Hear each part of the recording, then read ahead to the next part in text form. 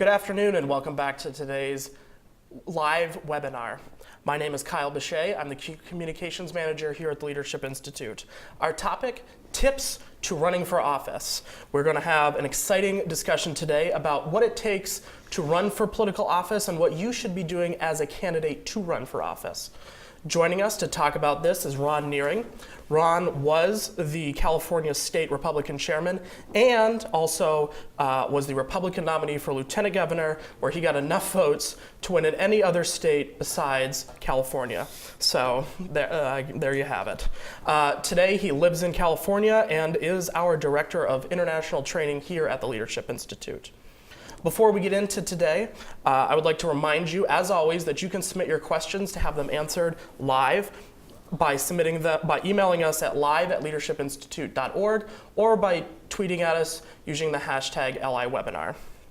With that, Ron, thank you for joining us today. Great to be here. So, Ron, you've been a candidate, you've been on a number of campaigns, worked closely with them, and you train candidates throughout the country. Tell us about your story. What have you learned about running for office that you can help people today? Well, I think that the thing that had the biggest impact on my career that ultimately led to being a candidate for office and a public official was when I was 19 years old and I was the president of the College of Publicans at my university in New York, and I heard of this group called Leadership Institute. And I hold a BA in political science, but nothing that I learned in my political science classes prepared me for what it actually takes to run for office and how the political process works in terms of what determines the winner of an election, things like that. So my path got started to actually learn the skills needed to organize and to communicate with the Leadership Institute. And I would encourage anybody who's interested in running for office, if you're a conservative, if you're a liberal, then there are plenty of groups on the radical left that will train you and so on and so forth. But if you're a conservative and you're interested in putting your ideas in action, then you need to get the training necessary in order to learn those skills, because succeeding in politics is not like succeeding in business or succeeding in the nonprofit sector. There's a whole different set of rules that are involved with that, and you learn a lot of that at the more than 50 different programs that LI offers. Based on the skills that I learned at the Leadership Institute, I continued to be the president of the College of Publicans on my campus. I then came to Washington, D.C. I worked in Washington for a number of years. Then I went to San Diego due to opportunities to work in the Republican Party there. And in 2001, I became the chairman of the Republican Party of San Diego County. Now, in California, we have counties that is the size of states. San Diego County is 3 million people. It's about the population of Iowa. Bigger than my home state of Vermont. Right, by more than one time. And when I ran for chairman, I said that we were going to put into effect the very things that we teach at the Leadership Institute in terms of the role of a political party and how to win a political campaign and so on. And we did that. And today, I'm very pleased that under what we accomplished, and then my successor, Tony Kravarik, the Republican Party of San Diego County is perhaps the best funded and one of the most successful Republican organizations in the United States. And that we have a mayor in San Diego, even though Republicans are third in voter registration behind Democrats and even behind independents, we have a Republican mayor in Kevin Faulconer who really epitomizes a lot of what we teach at LI. So we did a good job. My team and I running the Republican Party in San Diego. Based upon that success, I became the vice chairman and then the chairman of the California Republican Party. That was tough because on the day I became chairman of the California Republican Party, the party was $4.7 million in debt and was not in good shape. And that's a serious, serious challenge. But again, putting into effect a lot of what we teach at LI, by the time I left office, the California Republican Party had $500,000 in the bank, no debt, no bills, and a really terrific staff. And that's something that we can be proud of. So there are so many opportunities. Maybe you're not interested in running for office today, or maybe you can't even see yourself ever running for office. But what you learn at LI will help you in every aspect of politics, public affairs, or many of the skills taught here will apply in business and the like. So we get to you're the Republican nominee for Lieutenant Governor. What are the first tips that you learned in doing that you can give to other candidates? What are the first steps you have to take to run for office, to be a candidate? Yeah, it was really interesting because I never expected to be the Republican candidate for lieutenant governor of California in 2012 at all. As a matter of fact, and I've told the story many times, that I was closely watching who was filing for the various statewide offices in California in early 2014. And at one point, we didn't have any good, solid Republican candidates running for several different statewide offices: Attorney General, Lieutenant Governor, Controller, Superintendent of Public Instruction. I mean, this was a real challenge. And even in a left-leaning state like California, it's really important for the major parties, the Republican Party in this case, to be able to put up good quality candidates. Mm-hmm. And so the first tip that I would say is that preparation, through preparation, you create your own luck. And it happened to be that because I had served as California Republican chairman, because I had relationships with the news media, because I had built a statewide network of supporters and volunteers and people who knew me and so on throughout the state by being the state Republican chairman, when that opportunity came and the party needed a good candidate for lieutenant governor, I was in a position to take advantage of that.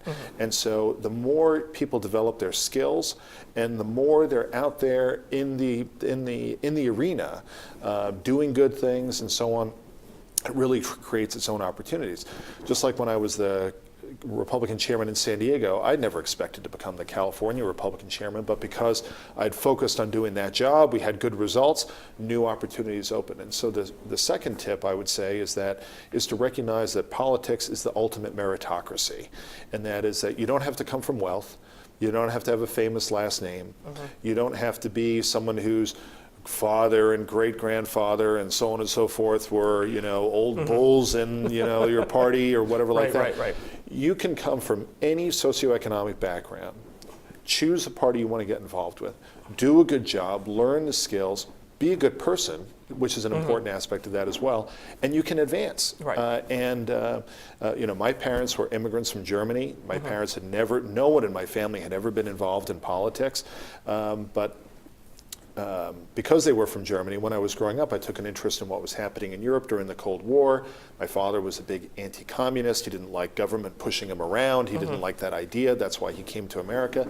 And so no one should ever think that, well, I can only really get involved in politics if, my family or background or anything like that, or you need a PhD. You don't need a PhD in politics. In fact, I would say that many of the things that it takes to win a political campaign, you have to unlearn what you learn in college. Right. So those are a couple of the things which I think are very helpful for people to know, to kind of demystify what's involved with running for office. So getting involved, giving a little of the party helped get you ready to be a candidate in that sense. Yeah, and I would also add that politics is 75% relationships, and it's 25% everything else. Now, I'm a movement conservative. I've been a movement conservative my entire life. Every single issue down the line, my personal views are in line with the mainstream of the conservative movement. But that having been said, it's very difficult sometimes for people who are really ideologically driven to get into politics and realize that it's not just about ideas. It's not just about which conservative philosopher, Hayek or Milton Friedman, you can quote better.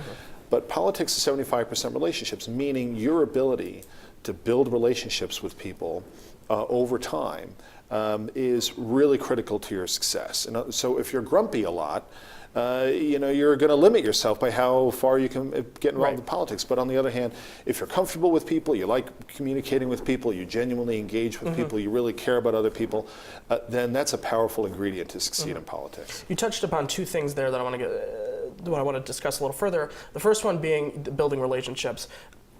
When you decide to run for office, you're ready to form your exploratory committee. Who are the people you talk to? Who are some of the people in your home state you should be talking to? Yeah, that's a really good question, because I went through that process when I was deciding whether to run for lieutenant governor.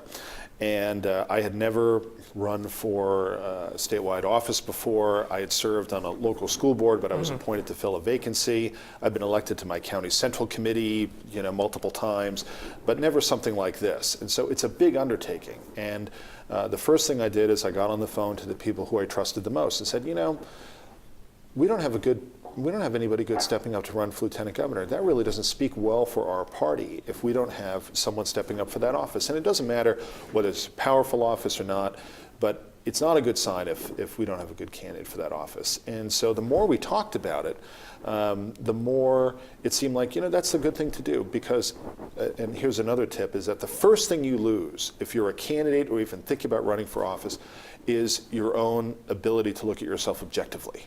And that is, candidates,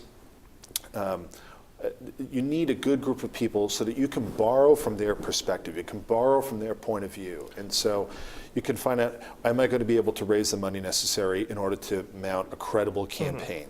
Will the base of the party support me? Will people within the party support me? Will the news media recognize me as a major candidate? Things like that. And I don't trust only my own judgment on that. I need to borrow upon those people I've built relationships with over time. And so there was a lot of time spent on the phone, and it ultimately led to the decision to run. And we won the primary, and that was the number one objective, was to make sure that we got past the primary. We always knew the general election would be a challenge, and that, I think, is another tip for people, and that is that you have to set realistic expectations. Don't go into something where history and demographics and so on are against you, and then try to sell everybody that you're the magician who's going to be able to accomplish something which no one else can accomplish. You have to be realistic. That doesn't mean you can't be ambitious. It doesn't mean that you can't be aspirational. And how we addressed that in our campaign was that, look, we were challenging an incumbent lieutenant governor for an office that the Republicans had lost in 7 out of the last 7 elections. We knew that it was an uphill battle. And we'd be very upfront with people to say, look, this is an uphill battle. This is not easy. We're clearly the underdog. And then once you acknowledge that, number one, your credibility goes up, because, oh, okay, well, he's running an uphill battle, and he's not trying to tell me, a fantasy or a fairy tale. But then number two, we have to come up with a reason, well, if it's an uphill battle, why do we have to fight this fight? And that's another aspect which is important, in that the conservative movement is active through its candidates and through its activists. And we have to be able to have champions of our ideas on the ballot. And as Margaret Thatcher said, first you win the argument, then you win the election, right? And we as conservatives have to win the argument over the public policy issues of the day. We can only do that if we have good candidates on the ballot.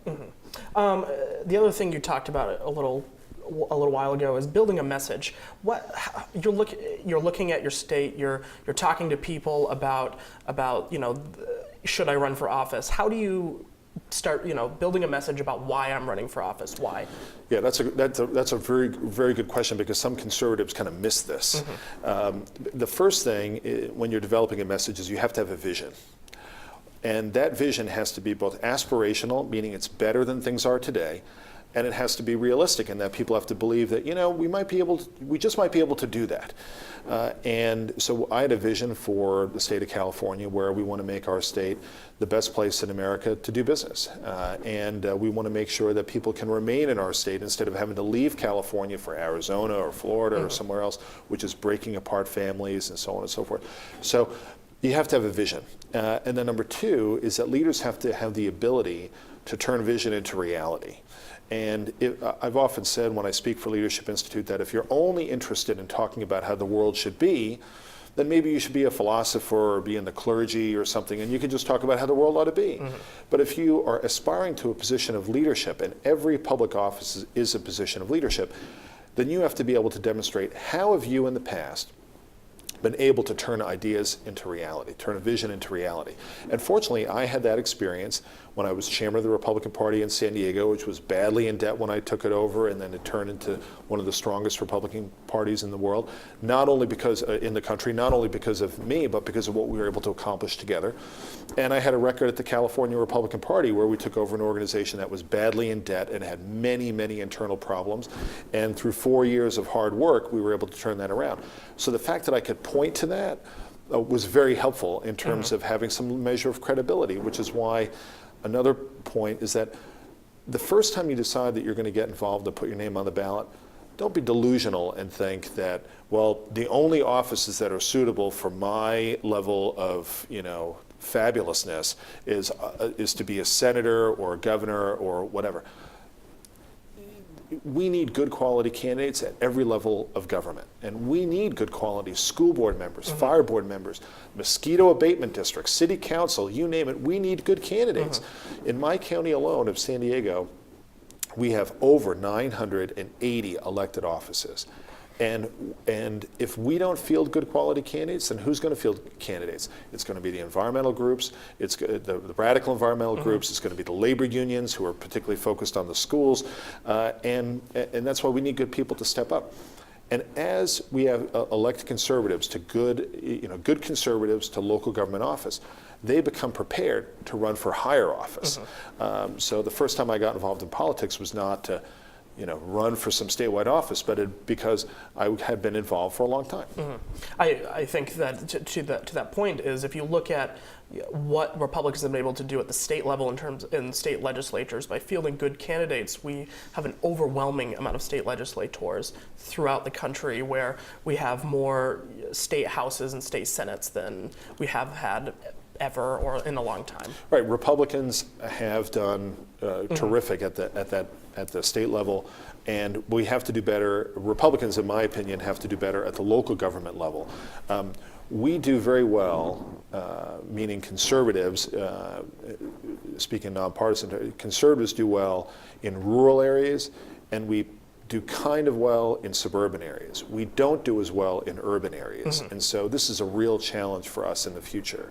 But in my state of California, you can be a conservative, Republican, but you have an advantage in running for office in an urban area in that the rules say that the party label doesn't appear on the ballot.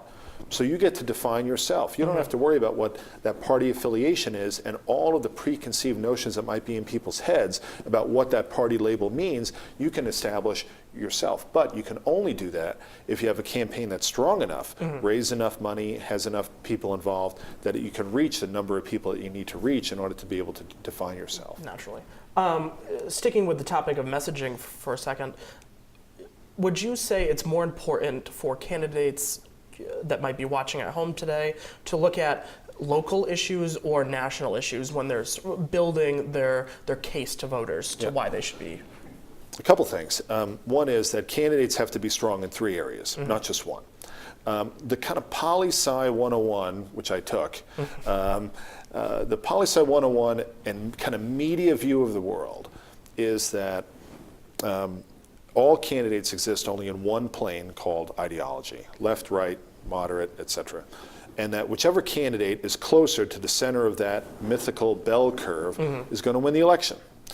But that doesn't explain how a Chris Christie becomes the governor of New Jersey. I don't even think it's legal to be a Republican in New Jersey. It doesn't explain how Susana Martinez becomes the governor of New Mexico, Kevin Faulconer becomes the mayor of San Diego, Rudy Giuliani becomes the mayor of New York City. I mean, all of these places, the candidate who I just mentioned was further from the center of the ideological bell curve than their Democrat opponent, yet somehow they won. There must be something more than just ideology, and there are 2 other dimensions. One of them is the candidate's narrative or their story. What have they done with their life? Rudy Giuliani was a prosecutor. Chris Christie was a prosecutor. Corruption was an issue and crime was an issue in both of their races. Ditto Susana Martinez in New Mexico. So having a good narrative, a good story about what you have done with your life and what you have accomplished can have a very powerful impact on your ability to succeed. The third area is with your skill. So 1 is your philosophy, your ideas, 2 is your narrative or your story, and 3 is your skill. And you need to have the skills to organize and to communicate. In terms of whether candidates should focus on local or national issues, you have to be prepared that if you run for a local or a statewide office, a local or a state office, you have to be prepared to answer questions about what's happening in the country. And the reason is that voters want to talk about what they want to talk about, and they have every right to do so. So you could be running for your local city council, and you could be asked a question about what you think about ISIS, what you think about Barack Obama, etc. And the correct answer is not, I'm running for a local office and I don't want to talk about your issue. That's never the correct answer. You have to be able to speak to that. When I was running for lieutenant governor, in the month of September of 2014, the whole discussion in the country changed, and everyone was concerned about Ebola and ISIS. That's what everybody wanted to talk about. I was running for Lieutenant Governor of California. People wanted to talk about that. And you know what we talked about? We talked about what they wanted to talk about. So candidates really need to be sensitive that just because you're running for one office, don't ever tell a voter, that's not relevant to the office I'm running for. You have to have an answer. And very often, how many times have we heard conservatives say, well, I'm not going to talk about social issues. Okay, that's a really nice idea. And that's going to last just as long until someone asks you a question about it. And it will probably be a reporter or an editorial board member. When I ran, the only time the question of abortion or marriage came up was from newspaper editorial boards. No one else on the campaign trail. It didn't matter whether I was in line at Costco buying a hot dog, or if I was, on boarding a plane and people wanted to talk to me. It didn't matter. No one ever brought those subjects up, except for the newspaper editorial. And you have to have an answer. And so therefore, we can kind of, and very often we have people in our donor community who say, why do conservatives keep talking about these issues? Part of it's going to be that people are going to ask about it, and you have to have an answer. And so you have to be prepared for that, regardless of the office. And then, of course, you have to have solutions to make people's lives better at the level of government you're running for. So if you're running for city council and you only want to talk about the United States Constitution, you're not going to be able to frame a good rationale for why people should elect you. If you're running for local office, you should be prepared to talk about barking dogs, potholes, roads. It may not be the most glorious things in the world, but it most directly impacts people's quality of life. Right. I think at the local level, people would much, yes, they want to talk about some of those bigger issues, but also it's important to know, we want to keep the swimming pool open up for an extra hour until whatever day of the year or something like that. So I agree, those issues are just as important. So the other big thing that I see a lot of times come up, and candidates who attend our future candidate school or any of our other schools ask about, is fundraising. Where do candidates start with fundraising? If you're a brand new candidate, it's your first time running, how do you navigate that field? Yeah, fundraising can be one of the most intimidating parts of running for office, particularly for someone who's new. How do I get people to invest in me and my campaign, especially if it's an uphill battle? And the first thing that we have to do is kind of demystify the entire area of political fundraising, because it's not what you see on television. It's not just the latest with some look, if you run for local office, there's probably not going to be a super PAC that's going to come in and it's not what you see on Fox News. It's not what you see on CNN. So we have to demystify it. So I'm going to say first, LI offers some fundraising schools. People should go to it. We offer the Campaign Academy, which dedicates an entire day. One of the 5 days is all about fundraising. That's important to go to, because number one is going to kind of demystify it, and number two is you're going to learn about what we call the donor pyramid, which is to recognize that there's a small number of donors who can make a big contribution. There's a much larger number of potential donors out there who could give a small contribution, and then there are many donors in between who could give a medium-sized contribution, and donors at different levels give for different reasons. Very often your low-dollar contributors, who are so important to conservative candidates and causes, very often those low-dollar contributors, small-dollar contributors, they're very ideologically driven. They care about a particular issue, and they want a champion for that issue. And if you're a champion for that issue, they will make a contribution. Even if you're not expected to win, even if you're the underdog candidate, they're going to make a contribution if you're representing, if you're embodying an issue which they care passionately about. Your mid-level donors will write a bigger check, make a bigger contribution than some of your small-dollar contributors, but for them, they want to give in a social setting. They want to go to an event. They want to go to a reception. They want to go to a barbecue. They want to go to something, because for them, part of politics for them might be like expensive dating, right? And that, in other words, they're going to make a contribution, but they want to go to something for it. And I've seen lots of great fundraisers that take place at a ball game, that take place out in the parking lot, that take place at a picnic, that take place at someone's house. By the way, great venue for holding fundraising events is in people's homes. Number one, everybody wants to see someone else's home. It's kind of interesting, like, ooh, let's see what the Smith's home looks like, and so on. And it keeps your costs way down. Holding, this notion that that money is raised at big, fancy political dinners that go on for hours and hours on end and take place in a fancy hotel. I see a fundraising event proposal for a fancy hotel, and I run the other way because I know what the costs are like. Right. You're going to pay $100 a plate to buy someone dinner. You may not be able to charge much more than $100, $150, $200, and so instantly half or more of the money that you raise is going to be handed to the hotel, plus an 18% service charge, plus the parking, plus all these additional costs. So when I was running for an office, again, that my party had not won in 7 elections. You might think, well, how were you able to raise any money for that office? We raised the most money through 2 things. Number one is that I would go visit every Republican women's federated club in the state of California that I could possibly get to, because these Republican women volunteers are the backbone of my party. And not only do they contribute time and energy and effort, and they're out registering voters, and they're out at the county fair and so on, but when they are at their meeting and candidates come in, and if you connect with them on the issues that they really care about, they're going to make a contribution. And every time we spoke, there were people who made contributions, and we were so thankful that they were willing to step up for an uphill battle that everyone knew was an uphill battle, but they were willing to make an investment in the campaign, and that's really terrific. And then the second way we were able to raise funds is at fundraisers at people's homes.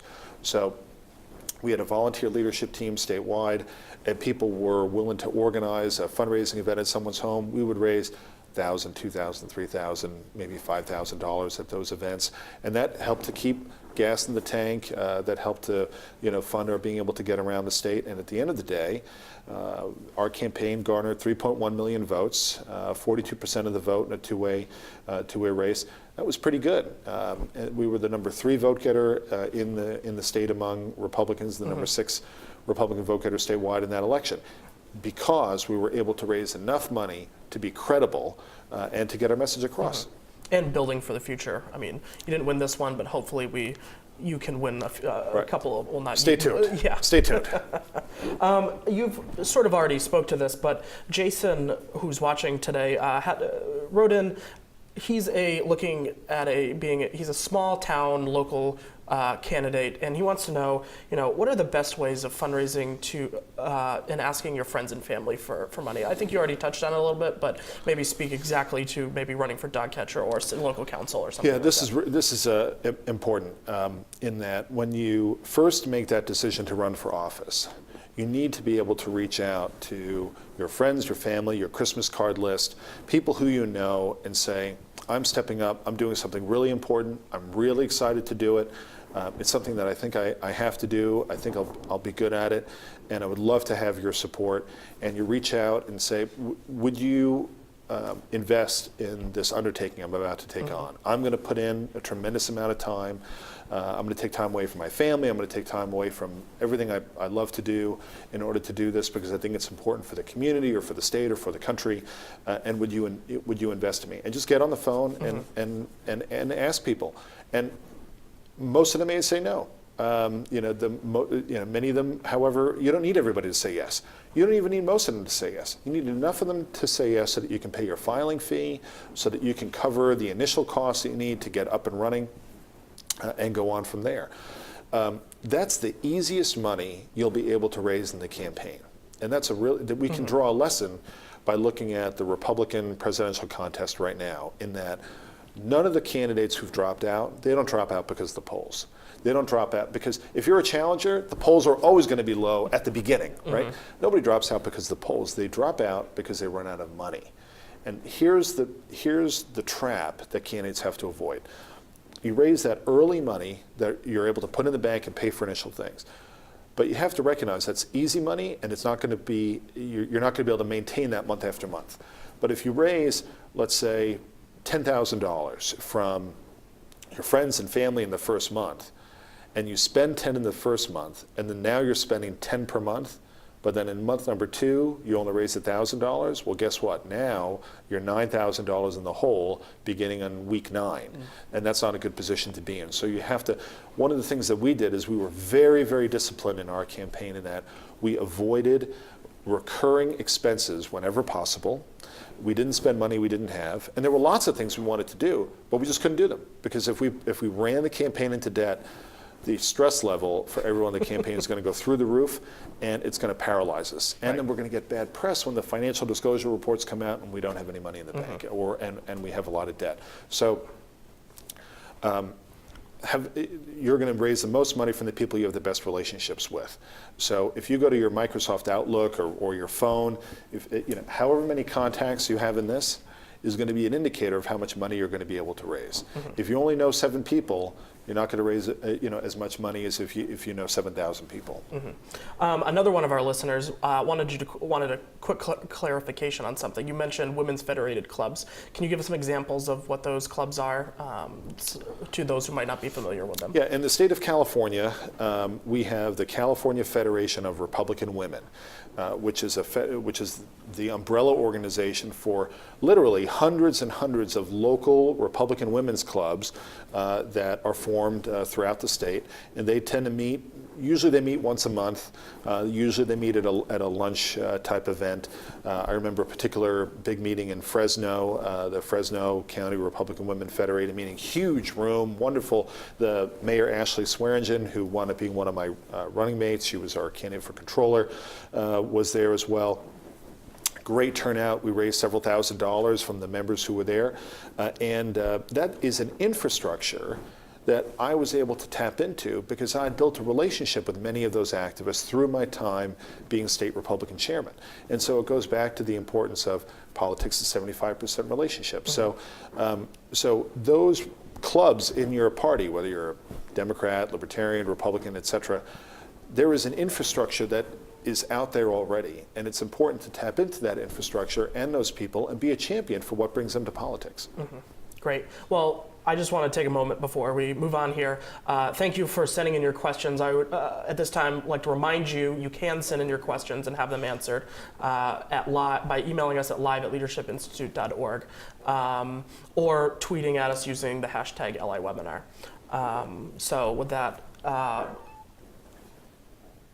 we're at the point of the campaign where you've announced your candidacy. You're a candidate. Let's talk a little bit about the actual campaign and some of the stuff that we do once we've prepared to run for office.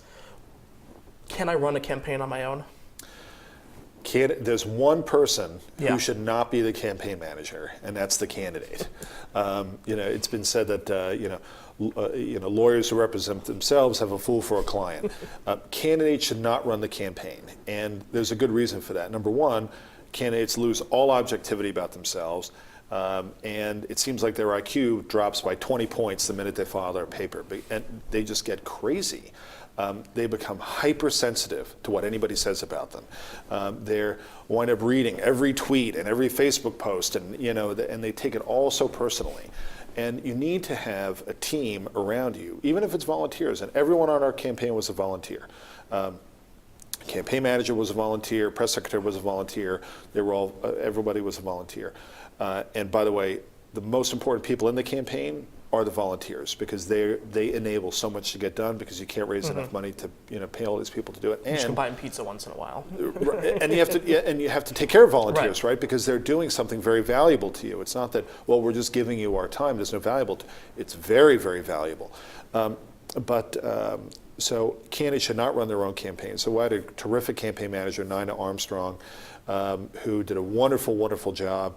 And she was a former sales executive at Hewlett-Packard, and so had a very successful business career.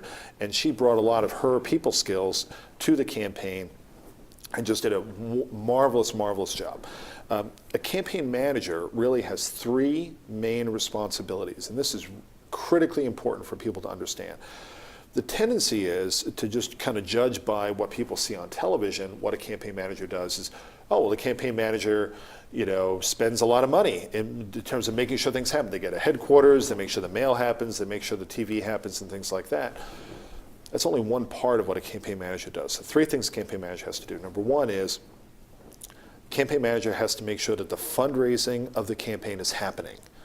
The campaign manager should not be the fundraiser. In fact, the person who raises the most money for the campaign is going to be the candidate. But the manager has to make sure that the fundraising is happening. In other words, you have a business. Every campaign is like a startup. You have to make sure money is coming in all the time, and it's the manager's job to make sure that is happening by whoever is responsible for that, working with the candidate so the candidate is doing their job raising the money. Number two is a campaign manager has to run the business side of the campaign. Budgets, personnel, HR, if there's a headquarters, making sure the headquarters is properly managed, that volunteers are being taken care of, that campaign finance reports are being filed, that the rules are being followed, things like that. The campaign manager has to make sure that the business side of the campaign is working. And the third area is then the high visibility stuff, that the political programs of the campaign, in-person contact, earned media, whether there's paid media, precinct walking, volunteers, all of the campaign stuff, all the voter contact activity, that is happening. The tendency is that if you hire someone who's not been in a campaign before, or you've hired someone who's only been involved on the spending side of the campaign, that they won't make sure that the fundraising is happening, and they won't make sure that the business side of the campaign is happening. And that can cause big problems in the future, because then when that fails, the candidate is going to feel this irresistible urge to go in and solve the problem, and then the candidate is playing campaign manager. The other reason why you don't want the candidate doing that is that the candidate should be spending 99% of their time doing three and only three things. One is asking people for their time, meaning to volunteer. Two is asking people for money, and that is to make a contribution to the campaign. And number three is ask people for their vote by either going on talk radio, communicating through the media, communicating with people in person, whatever that is. If a candidate is spending their time doing any of those three things, and by the way, if you find a candidate who has a very nice plush office in the campaign office, you should be very concerned, because I don't want the candidate in the campaign office. We didn't even have a campaign office. I spent all my time in the field because there's no votes to be had in the campaign office. I need to be out in the field. Great. So we have the campaign manager. And the answer to this question obviously grows larger as you move up closer towards presidential elections. But what are some of the other key essential roles that you should be having one person look at, maybe? Yeah, ideally, the functions that need to take place in a campaign are the same if you're running for state house, or you're running for governor, or if you're running for president. All the same functions need to happen. The only difference is, in a presidential campaign, you have this many people doing it, and in a city council race, you have far fewer people doing it. And those functions include, number one, there has to be an administrative part of the campaign to make sure that you're taking care of the legal matters, filing, campaign finance reports, whatever the legal requirements are, things like contracts, things like that. Scheduling seems to be a big deal. Scheduling is a big deal. So there's an administrative part of the campaign. Okay. Then there's a fundraising component to the campaign. Somebody has to be thinking about how we're raising money this week, how we're raising money next week. Who's putting the call list together for the campaign, for the candidate to call? It's best if someone else is putting that list together and the candidate can just spend their time on the phone rather than kind of digging through old business cards and wondering who should I, call next or things like that. So administration, fundraising, and then what I would call political or programs, meaning, are we going to do mail? Are we going to do phone calls? Are we going to do digital? Are we going to do door-to-door? The political side of that. It's very important that candidates make sure that all of the legal stuff gets taken care of properly. So if you only pay one person, it's the treasurer or compliance officer of the campaign. That may be an attorney, a campaign finance attorney, an accountant. Very often you have local accountants who specialize in political accounts that know all of the state or local or federal campaign finance laws and will handle that. So those are some of the key areas that somebody should be responsible for that.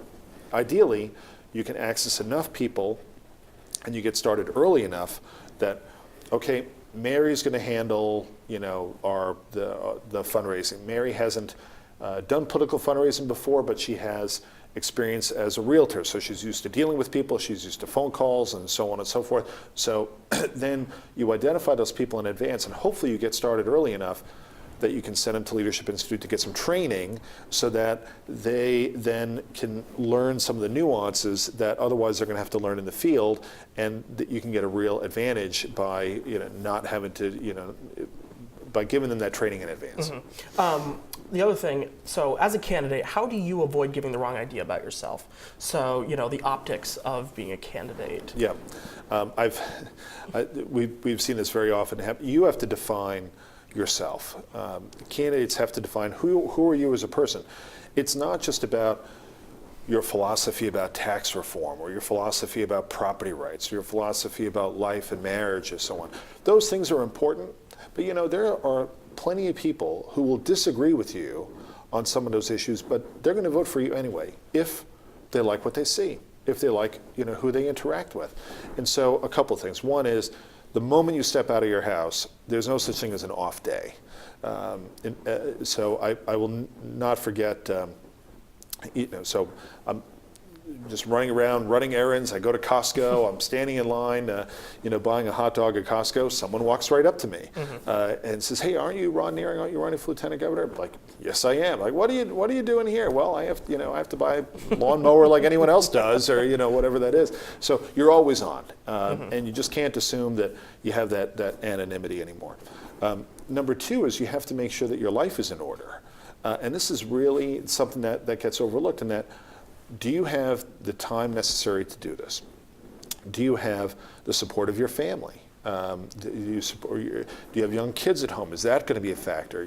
What does your wife or your husband think about you running for office? Things like that. Do you have that support network? Because and it's not just a matter of saying, "Okay, honey, you can go do that," but do you have someone to call at 10 o'clock at night when you're driving home from that event and it was a bad day, and so on and so forth? Do you have that personal support network that you need in order to do that? And then people should exercise common sense, and that is that be aware of all of your social media posts. You should be aware of all of the things that you say and do in public. If you get into a fight with the guy at the gas station, even if the guy at the gas station was wrong because he bumped into your car or whatever, someone's going to take out their phone, they're going to record that, and if they recognize you, that's going to be up on social media, and then you're going to have a whole other set of problems to deal with. So you just have to be careful, and you should be conscious and aware. And if you're not willing to be that deliberate in how you conduct your life, then you're going to have to think about whether or not you want to do something like running for office. So, so be aware of those sort of things. There's a joke that no one's going to be able to run for president in 20 years because of all of the Facebook posts that are already up there on the internet somewhere. Yeah. So,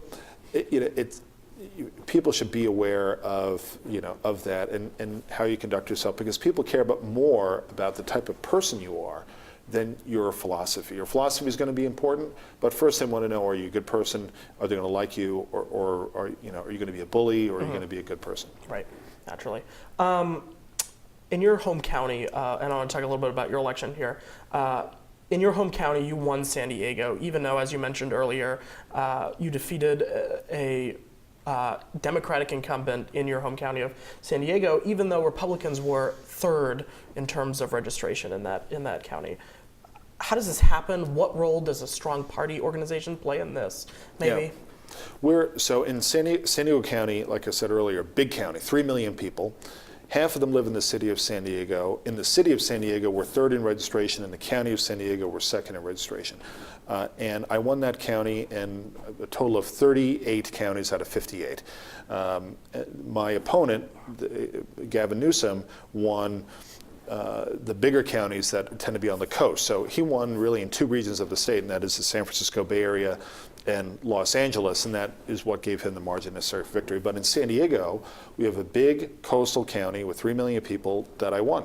And that's a big deal. And we owe a lot of that success to the strength of the Republican Party organization, not just the Republican Party loosely defined, but the Republican Party of San Diego County was critical to my success.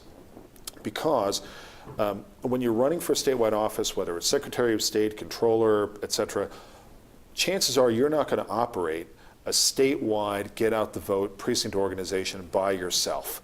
The office just does not garner enough attention for you to mobilize an army of 20,000 people to walk their neighborhoods.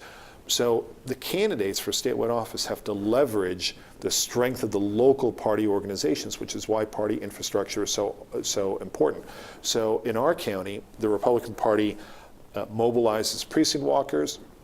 The Republican Party provides a platform online, digitally, large Facebook presence, large Twitter presence, et cetera.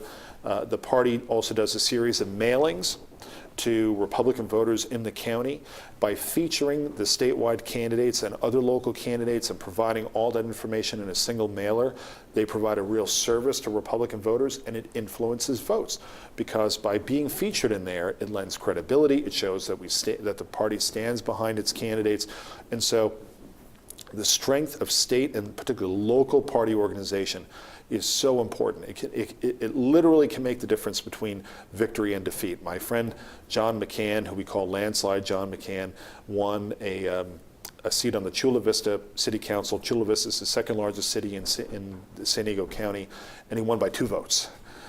And you could say that everyone could take credit for the victory, right? Because everyone could say, I delivered 2 votes for that. But clearly it was the strength of the candidate combined with the strength of the party organization.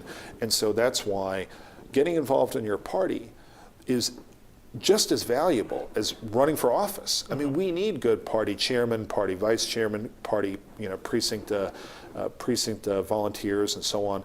One of the most valuable things that I did learn in my political science classes was that and I believe this to this day, it's been proven in my experience, the most important person in the party is not the chairman, it's not the candidate. The most important person in a party is that precinct volunteer who goes door to door and visits the people, the members of their party in their neighborhood and gets them to turn out and vote. That's the most important person in the party. If you don't have that, then you are limited in how much you can do for candidates. Mm-hmm. So at the end of the day, you have to work with your party on getting all of this, getting your Candidates have an interest in a strong party. And a party has an interest in strong candidates. Now, sometimes people in your consultant class may have different opinions about that, but I think the most enlightened consultants recognize that there needs to be a strong party organization because that is a platform upon which the candidates can build their campaigns. Mm-hmm. We have time for a couple more questions here, so I want to get to a few of these questions to get the rest of our presentation today. You talked a little bit about messaging earlier, and it seems a lot of times that a lot of people say that conservatives are good at talking about what they're against, but not so much what they're for. What advice do you have for candidates watching today to talk about what they're for? Yeah, I think this is important for anyone who's a conservative because there's an unfortunate tendency sometimes among conservatives to seize upon the anti-side of the argument. We're against big government, we're against amnesty, we're against this, we're against that, and so on and so forth. Whenever we are in a fight, we need to be on the pro side of the argument. Whatever it is, we want to be on the pro side. The other team wants to put us on the anti-side, which is why the other team always calls us anti-labor, anti-science, anti-woman, anti-elderly, anti-student, anti-this, they're always putting that anti-label on us. And sometimes people on our side of the aisle embrace that, say, yes, I'm against A, B, C, whatever. You need to back out of that. You need to unlearn that and get on the pro side of that argument. And because because there's a natural tendency for people to wind up favoring the pro side of an argument, all other things being equal. So yes, we can talk about what we're against, but we need to define ourselves by defining what we're for. So that's one critical thing for conservatives to recognize. I was giving a presentation in New York 2 days ago. I said, I'm a conservative. I'm just not in a bad mood about it. And everybody laughed. Now, why did people laugh? Because it spoke to something that people kind of recognize to be true, and that conservatives too often come across as cranky. Number 2 is that we need to be clear on what our intentions are. On the left, they always talk about their intentions. We want people to have free healthcare. We want people to have free, college tuition. They want, whatever they want. Whether they can deliver, entirely different story, right? But they always talk in terms of their intentions. Conservatives, we rarely talk about our intentions, and that's a missed opportunity when we do that. We might talk about how we want to adhere to the Constitution and we want to have limited government and so on, but why? We never talk about the benefits. We know that limited government, individual liberty, free markets generate prosperity around the world. But that case doesn't make itself. We have to make that case. So think about this. When's the last time you watched a conservative speaker on YouTube or on the news, and they were talking about adhering to the Constitution, respecting the Constitution, which we're all for, but when's the last time you saw someone actually talk about the benefits of doing so? The real tangible benefits of doing so. Very often that's not particularly well defined, so we have to talk about what our intentions are as well. Okay, so we have time for 2 more questions. I'm going to go to our audience for one, and then I have one final question to take us out. Jamie, one of our listeners today, wants to know about cross-party. They are a Republican conservative at heart, but they live in a Democratic community. How do they go about, do they have to take more liberal stances on things? What advice would you give somebody that has to? First is that people should never either, let's talk about what not to do first. Don't misrepresent what your beliefs are. Don't try to paint yourself as someone who you're not. Don't pander. These are not things that are good to have happen in a society. You should be proud of who you are, but also you should be able to communicate with people on the issues that matter to them. So, does that mean, but we should be careful about the signals that we send. So when I go to San Francisco, it was clear I was a conservative Republican candidate for lieutenant governor. But when I would go on the Ron Owen show in San Francisco, do I introduce myself by saying I am the rock-ribbed, Tea Party-supported conservative Republican candidate for lieutenant governor and frown a lot? No, because that's going to send a bunch of signals that are intuitively people in that market are going to respond negatively to. So instead, especially when I would go into an area which was not a heavily Republican area, I would always start by talking about my story. And people want to know about you. They want to know, that's fine, well, what you think about taxes and so on. We'll get to that. But they want to know a little bit of something about you. And so I would talk about how my story didn't start in California. My parents weren't even born in America. They suffered under Nazi Germany. They immigrated in 1961, and I would start with that story. And then once they get to know you, then we could talk about some of these other things as well. There's a wonderful book that I recommend for every conservative watching today, and that is The Righteous Mind, Why Good People Are Divided by Politics and Religion by Jonathan Haidt of the University of Virginia. Just Google The Righteous Mind. Go to your computer, Google that, buy the book, read it. Very, very valuable, and that will it will change your life in a wonderful, wonderful way, and that will give you insight in how people judge and choose and how to communicate more effectively. And that's the best single answer that I can give to that viewer. Okay. So my final question is, if you go to the Leadership Institute's website and you type in leadershipinstitute.org/writings, 2 articles that'll come up are the biggest mistake of winning candidates and the biggest mistake of losing candidates. What are those? What is the biggest mistake a candidate that wins or loses can make? Right. Well, Morton Blackwell has those 2 great publications, and I highly recommend them at that web address, which again is leadershipinstitute.org/writings. So I don't want to spoil the surprise for anyone going to that, but I would say that one of the biggest mistakes that candidates make is underestimating what is involved with running for an office. And that is, there's a tendency to think that, well, I can just kind of do this in my spare time. It will consume, it's like government, which consumes all available money plus 20%. The campaign will consume all available time plus 20% or plus some percentage thereof. And you have to be prepared for that. So that is something that's very often overlooked by both winning as well as losing candidates.